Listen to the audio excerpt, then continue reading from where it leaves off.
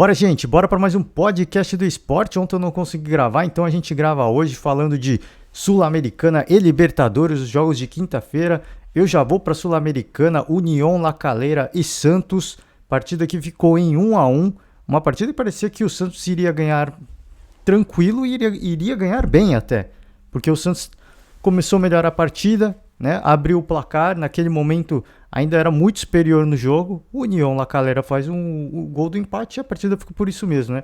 É importante a gente ressaltar que neste momento, não declaradamente, mas visivelmente, pelo menos minha opinião, né?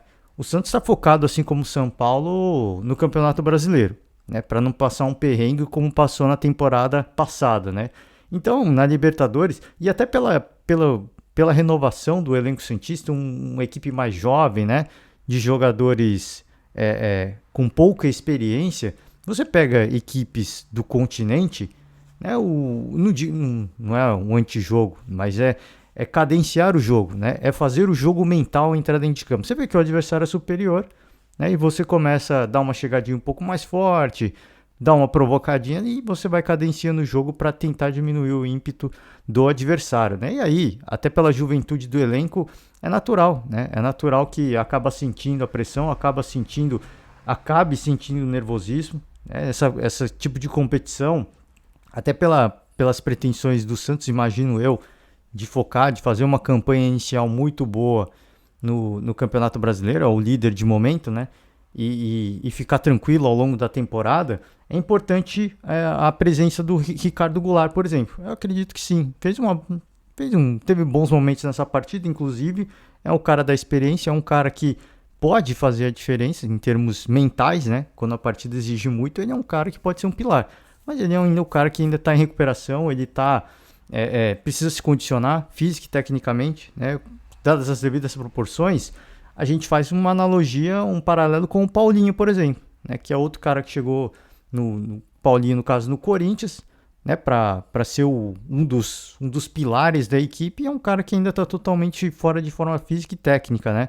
O Ricardo Goulart acho que está um pouquinho à frente do Paulinho nesse processo, mas é um cara que ainda precisa entrar, né? Precisa mostrar serviço, pode mostrar serviço em um outro lance, eu falei, a gente vê os lances de brilhantismo do Ricardo Goulart, né? Que ele é um cara diferenciado de fato, mas ele, chegando aí, não precisa nem chegar no seu 100%, né? Ele chegando nos seus 80%, 90%, eu acho que é um cara que pode ajudar bastante o Santos nessa campanha de Sul-Americana, né? Que pode sonhar com a sua classificação. O Santos é o terceiro colocado do grupo, mas é empatado com a Universidade de Quito, que é o segundo colocado. A União La Calera tem 5 pontos. Essa partida, a vitória do Santos, colocaria o Santos como líder do grupo. Por isso que a gente fala assim, até por abrir o placar, por estar bem na partida, eu acho que o empate até sai com um gosto meio amargo, mas a gente vê equipes, e todas vão ter que fazer isso, e é um dos motivos de muita reclamação do torcedor tricolor, eu já vou falar do tricolor paulista, de ter que rolar o elenco, de ter que gerenciar, de fazer essa gestão do elenco, né, da composição do seu elenco para disputar mais de uma competição.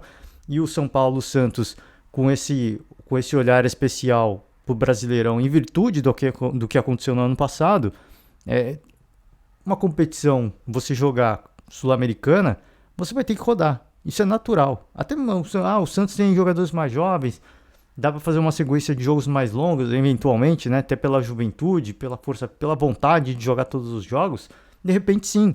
Mas você sabe que você vai tendo uma decadência técnica, porque no aspecto psicológico é impossível. Fisicamente, a garotada pode dar conta, mas mentalmente isso vai desgastando, né? Isso vai consumindo você mentalmente e a tendência é de queda no rendimento. Não pela questão física, às vezes, mas pelo aspecto psicológico. Então precisa ter toda essa gestão, né? O Santos está fazendo bem esse trabalho, e, pelo menos essa é a minha de momento, tá?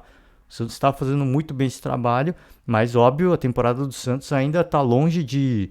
O Santos está longe de ter encontrado o seu melhor futebol, apesar de estar fazendo boas partidas recentes, ainda está longe. Assim, minha opinião é que o Santos ainda está em construção. E o torcedor tem que entender isso. O torcedor, o grupo, né, a gestão precisa entender que é um processo longo ainda.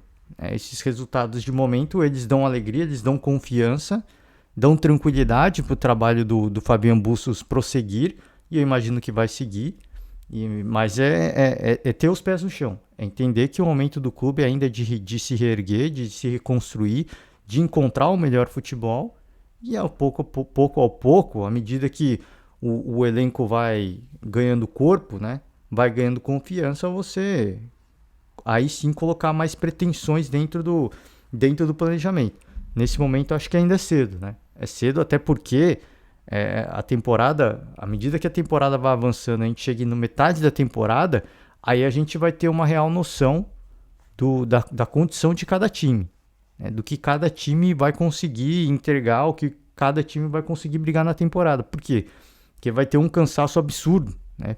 Físico, mental, e jogadores que vão se lesionar, jogadores que vão ter um problema ou outro. Então, a temporada ela é curta, sim, mas a temporada ela é longa, mas em pouco tempo, né? Ela é enxugada, são muitos jogos em sequência por causa da Copa do Mundo.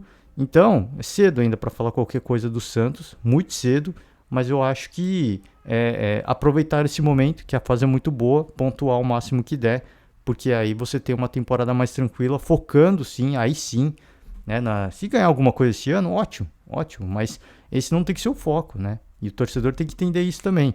O foco é consolidar um trabalho e pensar na temporada do ano que vem, né? A mesma coisa o São Paulo, né? E agora já pulo para falar de São Paulo, que venceu o Jorge Wilstermann 1-3, né? 3-1 São Paulo, uma grande vitória do São Paulo para cima do Jorge, né? Como diz na pronúncia espanhola, o Jorge Wilstermann. O São Paulo, além de encarar a equipe adversária, encarou a altitude também, né? Importante a gente destacar que o São Paulo, a gente coloca na conta que a primeira partida do São Paulo na Sul-Americana foi contra uma equipe que joga na altitude, e agora eu esqueci quem foi, hein? Foi o São Paulo? Não, foi o Flamengo, perdão, eu peço perdão. Flamengo que faria o primeiro jogo da Libertadores na altitude, e em virtude do que acontecia no país, era no Peru, né, se eu não me engano, o jogo não foi na altitude. Então, peço perdão aqui, fazendo a correção, não foi o São Paulo, foi o Flamengo, né? O São Paulo joga na altitude, jogou bem, foi superior e construiu o resultado mais uma vez com uma equipe reserva, uma equipe mista, né? Uma equipe mais rodada, né? Assim, você faz o que eu não gosto de falar reserva, porque o próprio Rogério já falou disso. Assim, nós não temos uma equipe reserva, né? E ele mesmo falou assim, eu não falo para os meus jogadores de reserva, não uso esse termo, né, dentro do grupo. Então, não vou falar reserva, né? Se o próprio Rogério Ceni, que é o treinador, não fala de reservas, eu também não, quem sou eu para falar disso? Mas é um elenco que está sendo rodado, né? É o que eu falei, a gestão do grupo, né, dos jogadores, de você colocar um ou outro. É claro que, repito, nessa visão de titular e reserva, a gente entende que os jogadores que atuam mais e que vão atuar mais no Campeonato Brasileiro são os titulares, porque o foco é esse, declaradamente já pelo próprio Rogério Ceni. Mas a equipe vem fazendo uma boa campanha na Sul-Americana, tá? O São Paulo tem mais 3 jogos para acontecer, mas o São Paulo ele está muito bem encaminhado na Sul-Americana, né? Entra com seu elenco alternativo, né? Não vou falar reserva de novo, né? Não vou fazer isso porque eu repito, o próprio Rogério Ceni não gosta de usar esse termo, mas entra com um elenco rodado, né? Alternativo, e vem dando conta do recado. É 100% de aproveitamento, 9 pontos, né? Então o São Paulo é a equipe mais forte do seu grupo, jogando com uma equipe teoricamente, né, reserva, a equipe B. O São Paulo vem fazendo bons placares, e é importante para o Rogério dele ter essa outra competição, dele testar outros jogadores, para ele ver o que ele pode usar para compor o seu elenco para jogar a Série A, porque é o objetivo principal, né? Buscar uma classificação para a Libertadores no Brasileirão, não viver o fantasma do rebaixamento. Assim, é fundamental essa participação na Sul-Americana. Por quê? Porque ele consegue testar, ele consegue usar a Sul-Americana como um laboratório de testes, né? Se é que a gente pode usar esse termo. Ele vê os jogadores e e os ex-jogadores falam, né? Assim, o melhor lugar para você avaliar um jogador, para o jogador se condicionar, é jogando partidas, não é treinando, né? Então é importante, né? Um adversário enjoado, num lugar com altitude, a equipe respondeu muito bem e o Rogério ele consegue fazer o seu elenco jogar, e eu acho que é isso mais importante, porque o torcedor ele fica chateado, né? Pô, quem que é o time titular de São Paulo? São Paulo não tem um time titular. Isso é bom, o torcedor fica meio bravo com isso. Eu acho isso fantástico. Se o São Paulo não ter um time que você olha e fala, esse é o time titular. Mas aí os jogadores também não sabem quem é. A gente vai fazer a prévia do jogo, a gente não sabe quem vai jogar. Melhor, porque o São Paulo tem alternativas, né?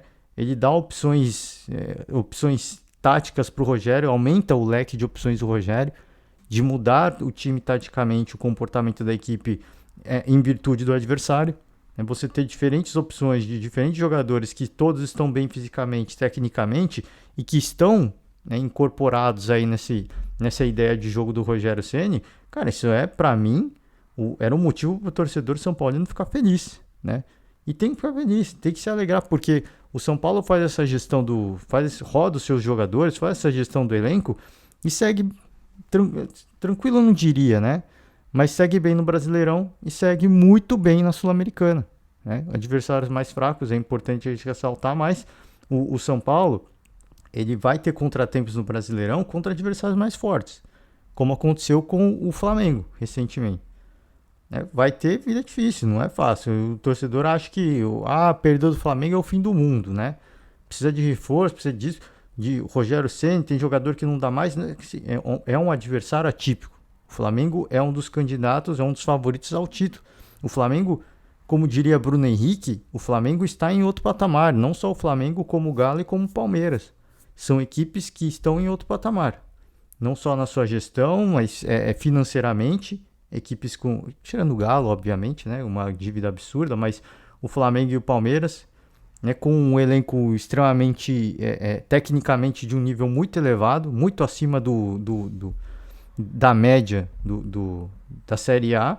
Então não dá para encarar esses jogos como, precisa ganhar. Não, se ganhar é legal, mas a briga do São Paulo é com os outros adversários da tabela. E com esses outros adversários o São Paulo está competindo, né? Então, essa rodagem do elenco que vista por muitos como ruim, eu acho boa. Pessoalmente, eu acho isso importante para o São Paulo, porque isso vai se pagar ao longo da temporada. Isso, para mim, sem dúvida nenhuma, isso vai se pagar ao longo da temporada. Por quê? Às vezes um jogador toma um gancho, né? É suspenso, um ou outro pode sentir uma lesão, ficar fora algumas partidas e ele tem opções táticas para recompor o seu elenco e não perder tanta qualidade. Então, acho isso importante, acho que essa campanha dá a possibilidade do São Paulo conseguir mais receita, né? Jogando uma outra competição, indo longe numa outra competição, que o São Paulo precisa dessa grana, e se der tempo eu vou falar no final do podcast sobre os balanços financeiros de São Paulo e Corinthians, né? E é importante, sim. O objetivo não é esse, se está dando tudo certo, vamos embora. Vamos seguindo, chega lá na frente, entender que dá para brigar pelo título, aí é outra história. Mas nesse momento eu acho que o São Paulo faz certo, o Rogério Ceni pelo menos faz o certo, né? De rodar o seu elenco, de encarar o Brasileirão como a sua prioridade, a Sul-Americana como um experimento. Se der certo, ok, se não der, o foco não era esse mesmo. Então, São Paulo vem fazendo uma bela campanha e me arrisco a dizer que meio que encaminha a sua classificação, até por vencer jogos importantes fora de casa, encaminha sua classificação aí para a próxima fase da sua. Aí a próxima fase aí é outra história. Vão entrar outras equipes, né, de Libertadores, aí o nível aumenta um pouquinho mais, né? Não tanto, depende do adversário que chegar, não vai subir tanto, mas eleva-se o nível um pouco mais, porque são adversários que disputaram a Libertadores. Então a gente imagina que o nível técnico é superior. A gente está vendo na Libertadores que muitos times que estão lá, o nível realmente ele é muito questionável, né? Mas enfim, né? Vamos à Libertadores agora. Vamos à Libertadores porque jogou... comece falando primeiro, não de uma equipe brasileira, Always Ready e Deportivo Cali. empate em 2-2. O Always Ready estava ganhando de 2-0 do Deportivo Cali e o Cali foi buscar o empate. Por que eu estou falando dessa partida, né? Essa é uma partida, e eu comentei no último podcast, é uma partida importante para o Corinthians, porque o Corinthians foi jogar contra o Always Ready e o Corinthians perdeu. O Cali foi lá e empatou. Então, na teoria, nesse grupo que todo mundo está ganhando em casa, estava ganhando em casa até esse empate do Always Ready,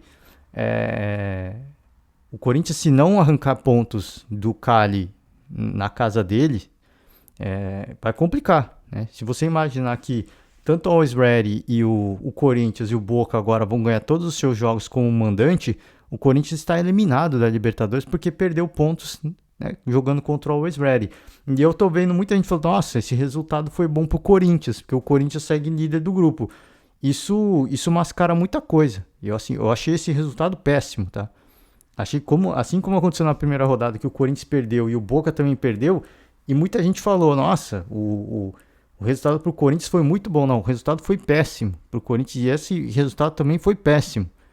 Porque agora o Corinthians se vê numa situação de vencer o Cali, vencer ou empatar o Cali necessariamente, para ter conseguir uma pontuação similar, né? Pensando aí na classificação, pensando partida após partida, obviamente, mas vai precisar arrancar pontos. E a partida que fez contra o Cali na arena na sua arena, na Neoquímica Arena, foi um jogo ruim. O Corinthians ganhou com um gol contra bizonho do Deportivo Cali. Que dá para empatar? Lá dá, né? É totalmente possível. Agora, como é que vai entrar o Corinthians? O Corinthians não é regular. Esse que é o problema, né? Fez um grande jogo contra o Boca, fez um grande jogo. Não foi brilhante, não foi excepcional, mas fez um grande jogo. Foi uma bela partida. Espera aí, só um minuto, galera. Opa, deu uma tosse aqui, não é nada, não. Só de tanto falar aqui, acabei tossindo. E fez um belo jogo, né? Mas também poupou muito, né? O Corinthians sofreu muito antes dessa partida. Empate com a Portuguesa do Rio de Janeiro, derrota o clássico contra o Palmeiras de goleada. Então você vê, teve que ter 2 resultados ruins para preservar os jogadores e fazer uma boa partida. Até quanto que isso é um bom planejamento? Isso é questionável, né? Vai fazer um jogo contra o Fortaleza agora. Fez um jogo da Libertadores, onde não poupou ninguém. Se essa for a lógica do Vitor Pereira, de em 2 partidas poupar os seus principais jogadores e aí para Libertadores fazer um grande jogo, o Corinthians já não tem 2 partidas, né? Vai jogar contra o Fortaleza, imagino eu que com o time mesclado, porque tem um jogo fundamental depois contra o Deportivo Cali. E na teoria, né, a gente imagina que os jogadores já não vão estar 100%. E também vai depender muito de quem que vai entrar contra o Fortaleza. A gente ainda não sabe. A gente imagina, pelo que a gente viu antes do jogo contra o Boca, que vai ser um time reserva. Mas a gente ainda não sabe. Então essa partida é fundamental. O Corinthians, se essa for para o time render mais, se esse tem que ser o planejamento, o Corinthians tem que entrar com o time reserva contra o Fortaleza. Ah, pode perder. Aí, cara, aí vai ter que colocar o time em reserva e esperar e torcer para que eles sejam competitivos, como eles ainda não foram, como estão deixando a desejar. Mas é isso que tem que fazer, para que aí sim, vai jogar contra o Deportivo Cali e faça uma bela partida, né? Consiga cobrar o adversário, né? Consiga arrancar pontos do seu adversário, porque isso é fundamental, né? É necessário isso, porque, repito, esse placar de 2-2, esse empate do Deportivo lá na casa do Always Ready, esse resultado para mim é péssimo, tá? Para a matemática do grupo, esse resultado ele é péssimo. E tem gente que tá achando ótimo porque o Corinthians segue líder do grupo. Não é. Isso mascara até, né? Porque às vezes acha, somos líder do grupo, vamos classificar. Às vezes acaba mascarando algumas coisas, né? E aí acaba vindo a soberba, né? De você achar que, não, vamos classificar, agora já tá tudo certo. Não é. Sim, o Corinthians é o líder de momento porque, né, fez o seu papel de vencer em casa. Mas agora o Boca vai visitar o Always Ready. O Boca, se empatar, também já tá numa vantagem com o Corinthians. E o Corinthians se vê nessa situação de encarar o Deportivo. E se perder pro Deportivo, aí já vai... Aí o cenário já começa a mudar. Aí todo mundo vai ver a realidade. Do quê? De que essas equipes, Corinthians, Deportivo e Boca, estão ganhando em casa e quem arrancar pontos do Always Ready possivelmente vai ser o que vai passar. Né? Imagina se o Boca ganha do Always Ready. Cara, a situação do Corinthians fica ainda mais complicada. O Corinthians se vê numa situação de ter que ir na Bombonera e arrancar pontos do Boca. Então esse resultado para mim foi péssimo, né? Era pro Corinthians ter torcido muito pro Always Ready ganhar, quase aconteceu, mas o Cali buscou um empate e vai ser um adversário difícil, né? Não vai ser em virtude e de novo assim, em virtude do histórico que a gente faz essa projeção. O Corinthians fora de casa não é uma boa equipe. Ela não apresenta um bom futebol. Nesse momento, talvez esse seja o jogo da virada. Pode ser, espero que sim. Mas até agora a gente não viu um bom jogo mas ganhou do Botafogo no Engenhão lotado. Era um outro contexto, era um outro cenário, né? Um Botafogo totalmente... Cara, que tinha acabado de ser formado, o treinador, o Luiz Castro chegou, não estava nem treinando a equipe ainda. Né? Então, era um outro contexto. Não dá para usar isso como base para achar que o Corinthians vai fazer um grande jogo lá. Até porque o histórico recente mostra que o Corinthians jogando como visitante não é uma boa equipe. Então, a preparação tem que ser focada nesse jogo. Fortaleza... o Brasileirão é importante? Também. O Corinthians está bem no Brasileirão? Sim. Então, pode se dar ao luxo de colocar uma equipe reserva, se vão competir ou não. Aí é outros 500... torcer para que eles sejam competitivos, que eles consigam pontuar, mas o foco é nesse jogo contra o Deportivo, porque o Corinthians agora, repito, para mim tem que arrancar pontos deles. E aí, se conseguir empatar, pelo menos, aí eu acho que a classificação ela fica mais próxima, né? Não tá fácil ainda, não fica fácil ainda, porque outras partidas ainda vão acontecer, mas ela fica um pouco mais palpável. Aí sim dá pro torcedor falar, não, agora dá pra gente sonhar com um pouco mais. Sonhar sempre é bom, né? Mas com responsabilidade. Mas arrancar pontos do Deportivo, do Cali, aí dá pra sonhar com um pouquinho mais de tranquilidade, né? Com um pouquinho mais de um pé um pouquinho mais próximo da realidade, tá? Vamos falar de Flamengo agora, né? Encerrar aqui falando de Flamengo. O Flamengo foi no Chile, né? Enfrentar a Universidade Católica e venceu por 3-2, né? Construiu um placar, chegou a fazer 3-1, né? Fez um gol. Tomou um empate, se eu não me engano, né? Depois fez os 3-1, acabou tomando um gol, uma partida e 2 gols contra, né? Importante ressaltar isso. Um gol do Isla, contra do Isla, no caso, né? Pro torcedor rubro-negro ficar maluco, né? E um gol contra do Pablo também. O Pablo fez uma boa partida, né? O Pablo vem para solucionar o problema. Acho que o Pablo vai ser titular nessa equipe, né? Apesar do gol contra, foi já no final, já o Flamengo já estava praticamente... E assim, aí o torcedor, muitas vezes, o Jorge Jesus está no Rio de Janeiro, né? E aí o torcedor já começa a clamar, inclusive ele chegou, né? Nem comentei isso, mas foi uma chegada discreta, achei que ia ter mais torcida lá. Né? Teve um ou outro ali, teve um com a placa ali, gratidão eterna, né? Se eu não me engano.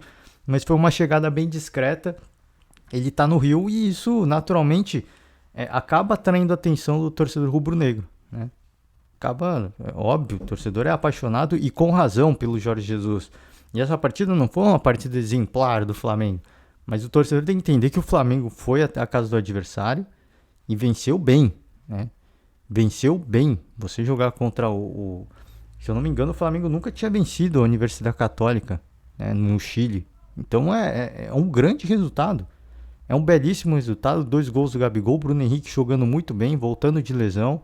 Então é um Flamengo que, se não encanta o torcedor, acho que o torcedor tem que... É difícil a gente falar isso, né? Mas o torcedor tem que assimilar que 2019 acabou, né? O Flamengo não vai jogar um grande jogo todas as partidas, mas o Flamengo tem qualidade suficiente para, mesmo não jogando uma grande partida, vencer. Isso eu acho que é o fundamental para uma equipe hoje, né? Se você não consegue jogar bonito, da forma como o torcedor quer, da forma como o torcedor se acostumou a ver em 2019, é importante que essa equipe, mentalmente, ela é muito forte, ela tem muita qualidade. E ela, mesmo não agredindo o adversário os 90 minutos, ela sabe punir, ela sabe ser carrasca nos momentos certos, né? Então o Gabigol, ele, se eu não me engano, neste momento, depois desses 2 gols, ele é o segundo maior artilheiro brasileiro da Libertadores. Ele tá atrás do Luizão. E ele tá chegando no Luizão. Acho que ele chega, inclusive, no Luizão nessa fase de grupos. né? Que momento, né? Que momento. É um grande jogador, um grande centroavante. E é um cara que o Luizão falou isso, né? Tem o podcast da Jovem Pan, Os Reis da Resenha. O Luizão falou, eu espero que eu torço para que ele passe. Né? Porque o futebol é isso, o futebol ele é cíclico, né? Alguns vivem alguns bons momentos, fazem grandes números, mas o futebol ele precisa das coisas novas, né? Ele precisa da renovação. E legal esse relato do Luizão. E eu acho que vai chegar. E é um cara merecedor, né? Por tudo que ele fez, ídolo do Flamengo, pela idolatria que ele tem. O torcedor às vezes fica um pouco, pega no pé, fica um pouco na bronca. Por quê? Porque perde alguns gols o Gabigol. Mas só perde gols quem tá lá o tempo inteiro, né? O Gabigol marca muitos gols também. Perde alguns meio inacreditáveis? Perde, né? Perde, mas falei e vou repetir. Só perde muitos gols quem está chegando o tempo inteiro. Então você fala assim, não querendo fazer, obviamente, a comparação, dadas as devidas proporções, né? O caso do torcedor palmeirense reclama muito do Rony às vezes, né? Que o Rony perde muitos gols e realmente perde, mas repito, só perde muitos gols quem chega lá. É diferente, né? É diferente. O Gabigol, ele tem muita mais qualidade para pôr a bola para a rede. Mas é só para fazer essa analogia de que tá reclamando? Sim, mas ele tá chegando muito. Por isso que ele perde muito. E o Rony não tem essa capacidade de ser matador. Ele faz o papel de centroavante porque o Palmeiras não tem um centroavante de ofício. Né? Tem um agora que foi contratado, é jovem, mas ainda não é uma unanimidade. Ele ainda sente nervosismo em algumas partidas, eu acho, pelo menos imagino eu. O Gabigol não. O Gabigol é um cara que gosta de jogos grandes. O Gabigol é um cara que quando o Flamengo precisa, ele fala, ele faz, ainda mais se a torcida adversária provocar. Aí ele dá a resposta, né? Isso que eu acho que. Isso que eu gosto muito do Gabigol. Quando a pressão sobe, muitos atletas sucumbem à pressão. O Gabigol ele cresce com isso. Isso que é legal para o torcedor rubro-negro se animar, de ter confiança, de sonhar. É isso, porque o Gabigol ele é esse cara. Quando se exige muito, quando a pressão está muito alta, quando o jogo tá complicado e precisa de um gol para dar aquela tranquilidade, o Gabigol tá lá para fazer esse papel. Ele fez isso na final da Libertadores contra o Palmeiras. O jogo tava difícil, ele foi lá e fez o gol. Aí o que aconteceu depois são coisas de partida. Mas ele fez o seu papel. A pressão muito alta, situação complicada, muito nervosismo, ele vai lá e ele cresce nesses momentos, né? Então, pode ficar na bronca? Óbvio. Óbvio que o torcedor pode ficar na bronca. O torcedor tem o seu direito de cobrar, de, de, de ter essa paixão, mas e de cobrar também, obviamente, em virtude do que ele já fez, né? De tudo que ele já fez. Agora, tem que ter esse entendimento também. Já pensou se não tivesse o Gabigol, o que seria? Né? Seria um pouco mais complicado, né? E essa parceria, o Bruno Henrique tem convivido com algumas lesões recentes, mas o Bruno Henrique estando ao lado do Gabigol, assim, tem tudo pro Flamengo aumentar o seu rendimento ainda mais. Tem tudo para ser uma equipe ainda mais efetiva, né? Já é uma equipe efetiva, não joga o futebol vistoso que o torcedor se acostumou a ver com o Jorge Jesus, isso não joga, né? Mas joga um bom futebol. É um time organizado. Uma outra peça tem falhado, tá com falta de confiança. No caso, o Isla, né? O Isla faz o gol contra e teve uma possível marcação de pênalti, que é questionável, não teve árbitro de vídeo. Tem gente que fala que foi um pênalti claro. Aí se troca ele pelo Rodinei, o Rodinei também não tá dando certo. Qual que é a opção, né? Infelizmente tem algumas peças do elenco que não estão correspondendo. Mas a equipe, de uma forma geral, pelo menos do meio campo para frente, é uma equipe que está muito bem organizada e está muito bem servida. Defensivamente ainda tem que melhorar, mas alguns jogadores importantes estão no departamento médico. O Pablo já saiu, é um cara que deve se firmar, né? O Rodrigo Caio tá treinando com bola já, não sei se tem data para voltar, acho que tem que ter paciência com o Rodrigo Caio. Teve um problema muito sério no joelho. Então tem que ter paciência, tem que se recondicionar, tem que ver o quanto de intensidade que ele consegue aguentar, né? Quanto de uma partida que ele consegue jogar com alta intensidade. Isso aí a comissão técnica vai avaliar, o departamento médico também, mas é importante dizer que ele está treinando com bola já, E isso pro torcedor é animador, né? Porque é um cara que pode... Algum desses jogadores, né? Voltando aí, zagueiros, alguns podem ser jogados improvisados na lateral, porque tá difícil, assim. O Isla não agrada e vem cometendo gafes, o próprio Rodinei também, e o torcedor não perdeu a paciência, né? E aí a somatória de fatores é a falta de confiança, né? O cara não tá bem tecnicamente, e aí o Paulo Souza, infelizmente, não tem o que fazer. Ele vai fazer o quê? Quem que ele vai pôr lá? Não tem, só se ele improvisar alguém. Quem que ele vai improvisar? Aí ele tem que encontrar soluções caseiras, ele tem que treinar. Ah, por exemplo, o Gustavo Scarpa no Palmeiras jogou de... Ele é meio campista, ele chegou a jogar de lateral esquerdo, né? O Gabriel Menino era volante, chegou a jogar de lateral direito. Mas aí é treinamento.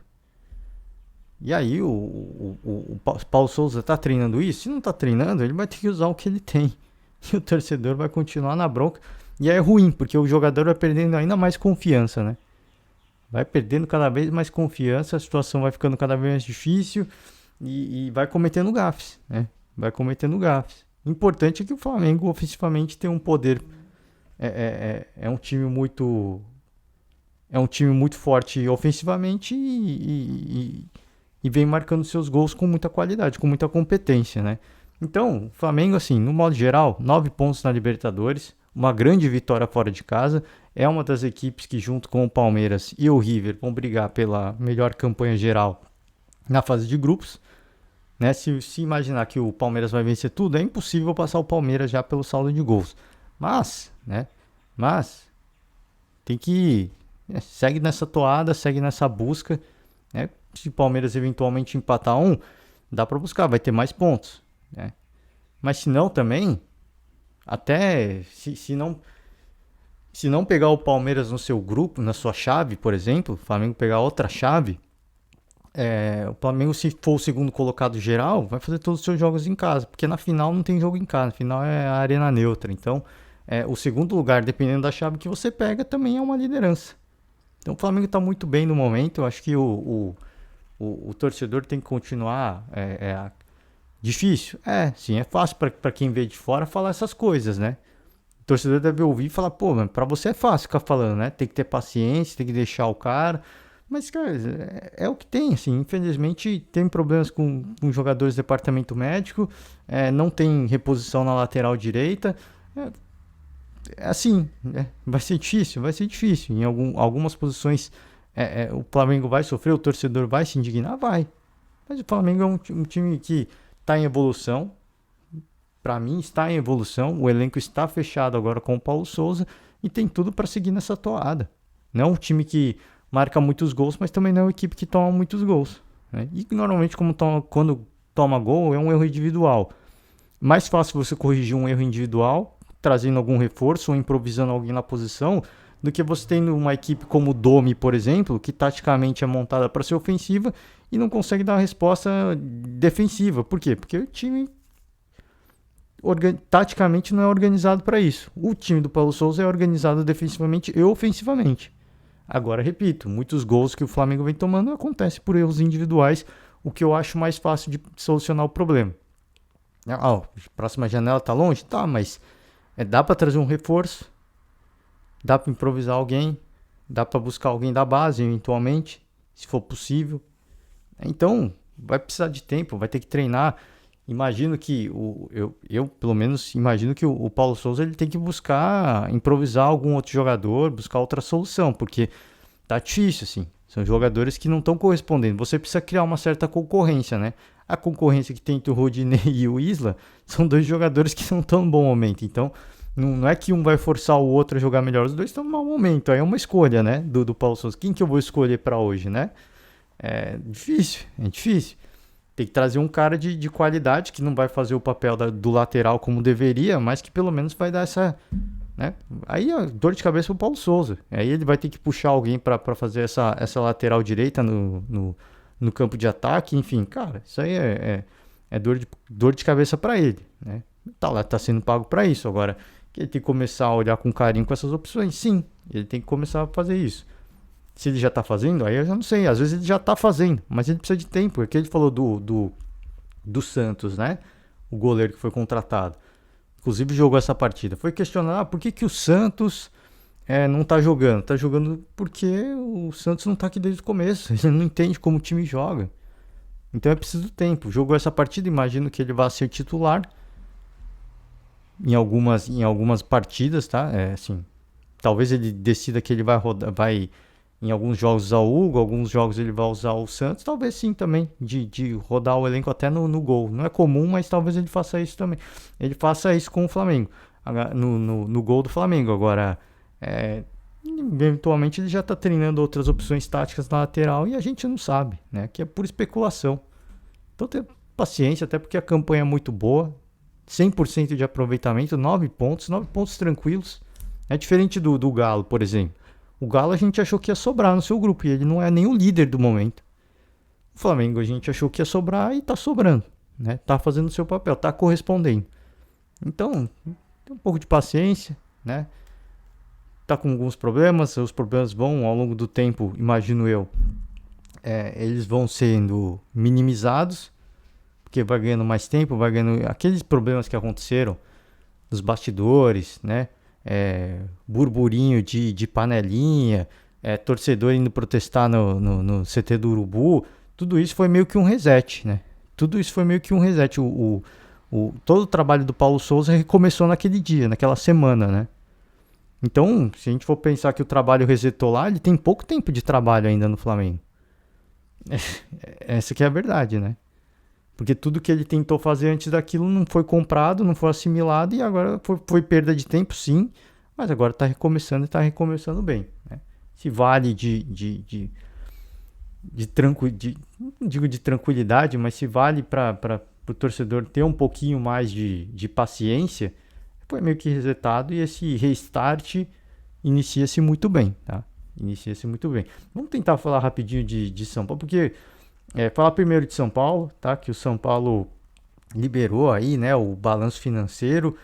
Houve diminuição do déficit, né, em relação ao ano passado, mas houve o aumento da dívida, né? O déficit é o balanço entre o lucro e o que você tem que pagar.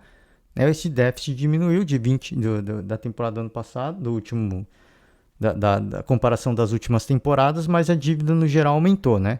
É compreensível que a dívida tenha aumentado, né? O São Paulo fez contratações arriscadas que não deram certo. 2 exemplos recentes, o Pablo e o Daniel Alves. O São Paulo tem uma dívida absurda com o Daniel Alves, mas está pagando em dia, né? De acordo com o acordo, segundo o acordo que eles fizeram. O que chamou a atenção é que eu vi aí, o São Paulo tem dívidas com alguns ex-atletas, cara, que é bizarro. Bizarro. São Paulo tem dívida com o Richarlison, né? Eu não sei nem se o jogador mais novo sabe quem é o Richarlison. Cara, Borges, mano. Borges. Que loucura. Eu não lembro nem quando o Borges jogou no São Paulo. Loucura, assim. E aí, para esses atletas que, por causa do Richarlison, que é comentarista hoje, para ele, enquanto o São Paulo não pagar essa dívida, para ele é melhor. Por quê? Porque vai juntar juros e correções, ele só vai ganhar. A aposentadoria dele tá muito bem, já tá encaminhada, mas vai ficando cada vez melhor, né? Vai ficando cada vez, quanto mais o São Paulo postergar isso, melhor vai ser para ele, né? Melhor vai ser para ele, porque você acha que ele vai deixar de cobrar isso? Não, eu não preciso cobrar agora. Enquanto vocês não querem pagar, melhor para mim, porque vai juntando juros, né? Agora, quando eu quiser, eu vou cobrar. E aí, amigo, vai gerar um problema, né? Então são algumas das coisas que chamaram a atenção. A gestão do Casares, do Júlio Casares, ela é interessante, né? É importante ressaltar que todos esses problemas foram das gestões anteriores, né? Gestão do Leco, por exemplo.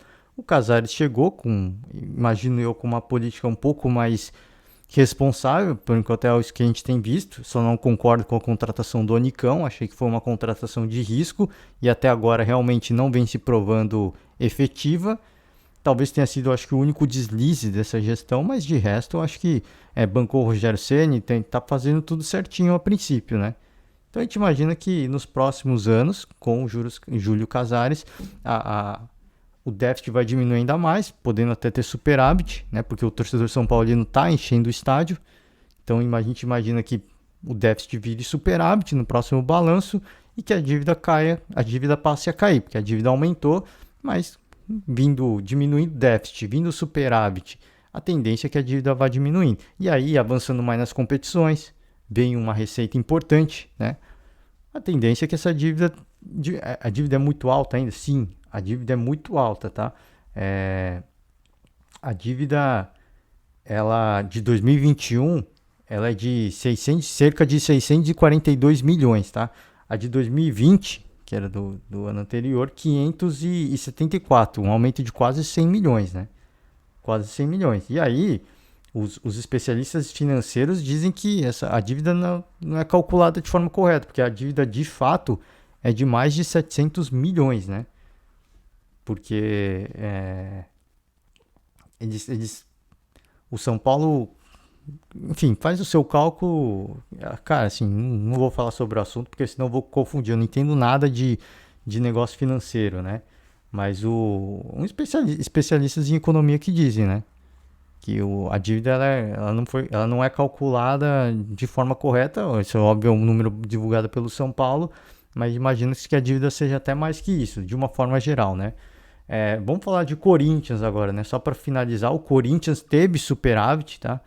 Interrompe aí uma sequência de déficits, né? Também inflamado pela má gestão, inflamado pela pandemia também. O Corinthians apresentou um superávit importante, né, de mais de 5 milhões. Fundamental, isso, a dívida ainda é muito alta, isso não tem como a gente falar, mas a dívida, ela, pelo menos, ela foi freada, a dívida não está aumentando, né, a dívida caiu um pouco, né, não muito, mas caiu um pouco. 2020, ela era de 953, isso sem estádio, tá?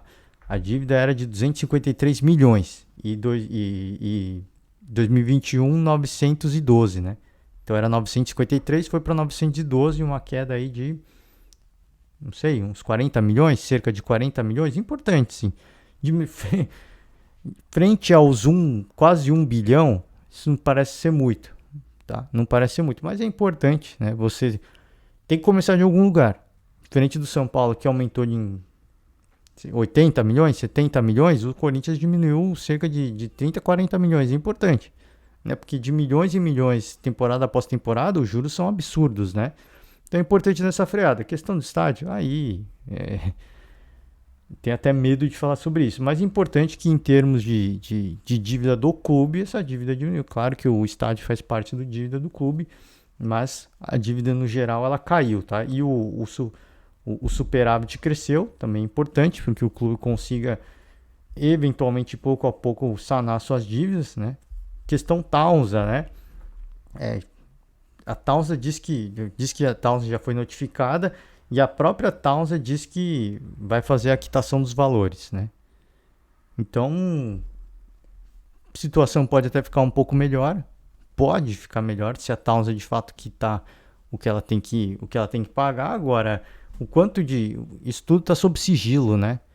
O quanto de segurança financeira que o Corinthians tem nisso, né? O quanto que tem? Porque a gente não sabe detalhes, né? Se a Towns deixar de pagar o que ela deveria, qual que é a multa envolvida, né? Que o Corinthians está notificando, a gente vê tudo isso, né? O Corinthians está notificando a Towns, notificação, bacana, assim, é uma resposta interessante para o seu torcedor, que tá vendo, pô, o Corinthians está se mexendo. Mas quanto de fato que a Towns ia ter que pagar pro Corinthians se ela decidir rescindir o contrato, né? Não sei. Sincero, honestamente, eu não sei. Porque tá tudo sob sigilo. Então, como resposta ao seu torcedor é legal, porque o torcedor fica, pô, e a Towns, e a Towns? Pelo menos assim, o Corinthians está notificando. Legal. Sim, pelo menos é uma resposta ao torcedor. Agora, se houver uma rescisão, o quanto que a Towns vai ficar devendo pro Corinthians? Né? Não sei. Sinceramente, não sei quando. Não imagino que seja muito, tá? Sinceramente. Não imagino que seja muito, mas a gente só pode imaginar uma política de responsabilidade por parte do Corinthians, né? De colocar umas cláusulas no contrato que garantam pelo menos uma fonte de receita interessante em caso a Towns não honre seus compromissos. A gente torce para que sim.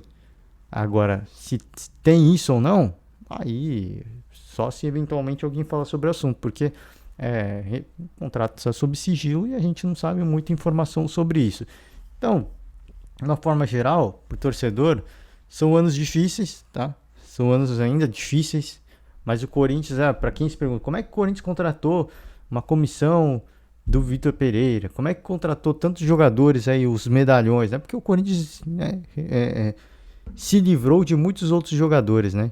O Corinthians enxugou a sua folha salarial, diminuiu aí o tamanho do seu elenco, né? De jogadores que não jogavam, e com isso você enxuga o parte do seu orçamento que é comprometido com os salários, né? E você consegue trazer outros jogadores, né? Importante isso, porque traz jogadores de mais qualidade e não aumenta a sua folha salarial, né? Não existe milagre econômico, como tem gente que acha que, nossa, mas como é que esse milagre... Não, o Corinthians abriu mão de muitos jogadores que vieram na gestão do Andrés, inclusive do Duílio como dirigente, né? Para quem sempre coloca o Duílio num pedestal, o Duílio fazia parte daquele... O Duílio era diretor de futebol, ele fazia parte daquele... Ele fez parte daquele processo, tá?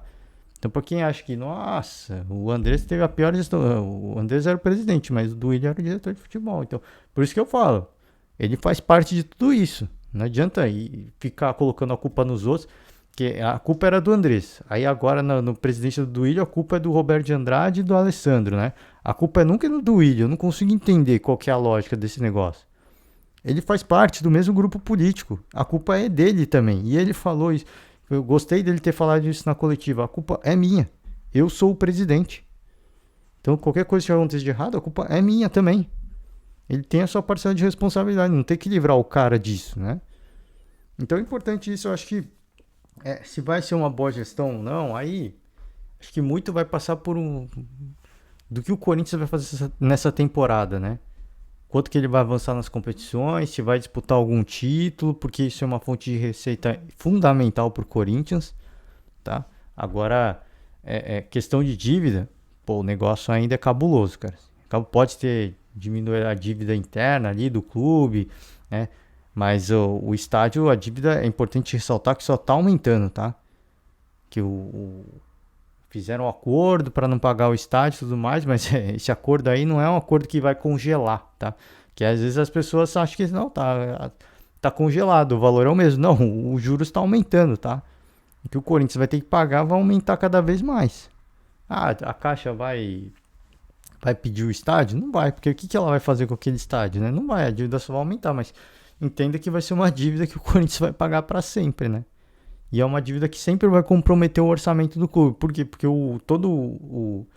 a grana que é arrecadada com a venda de ingresso, ela fica para pagamento da dívida do estádio, né?